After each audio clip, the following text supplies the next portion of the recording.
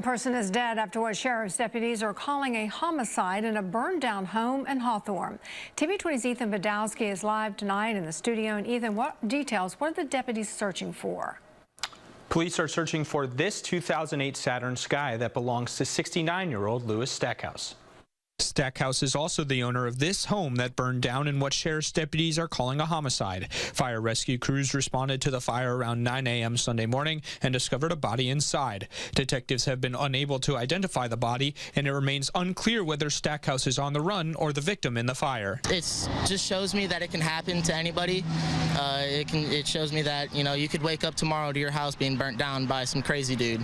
However, this Hawthorne resident says it does not change his view about safety in Hawthorne. It's crazy to think that it could happen to anyone, but around here it's rare to see anything like that to happen. I mean, I've heard of cases here and there, but it's just people that gone crazy.